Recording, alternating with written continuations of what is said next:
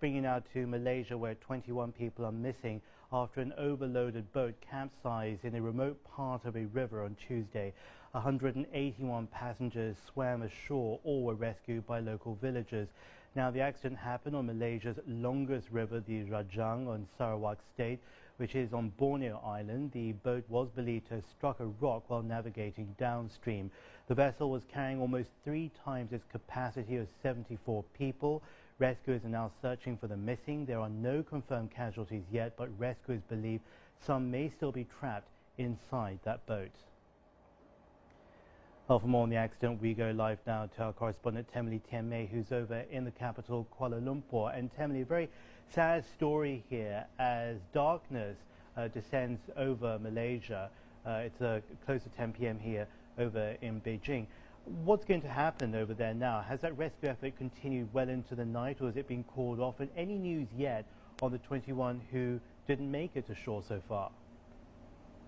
Well, the latest that we know so far is that a team of police divers were dispatched from one of the major cities in the state of Sarawak there late this afternoon. So as of now, we don't know if their operations have ended, and it's going to be no small feat for divers to be in that river in pitch black time of night. It's also 10 p.m. here, and also the water in the river flows very rapidly. So they've got darkness and the current of the water against them.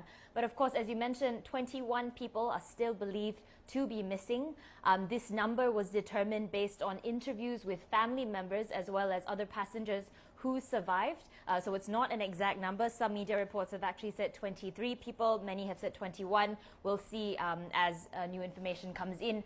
But in terms of the search and rescue efforts, informal efforts began early this morning, right after the incident occurred. Many villagers on the riverbank actually rushed forward to help the survivors and to pull people out from the water.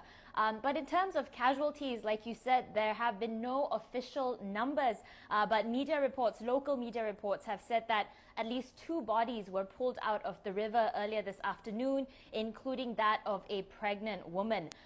So it's really a tragedy given that these people were traveling home for the Harvest Festival, which is one of the biggest festivals for the indigenous people there in Sarawak. And I think what you were saying there about the guesswork regarding the passenger numbers really nails down the critical issue here, that this boat, which was licensed to carry 74 passengers, was in fact almost 3 times that at the time of the accident. Is this a normal occurrence in Sarawak, in Malaysia? And do we often hear of boat accidents, of capsizes of this scale and of this nature?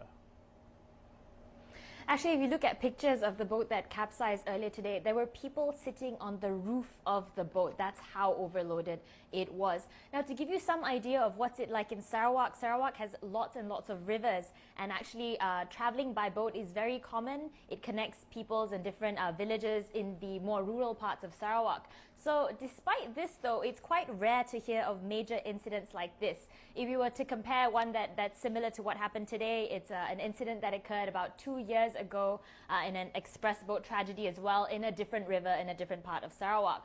But the death toll for that was 13 people. But so that incident and the incident today really brings to light the issue of transport safety, and it seems to be the implementation that is the problem.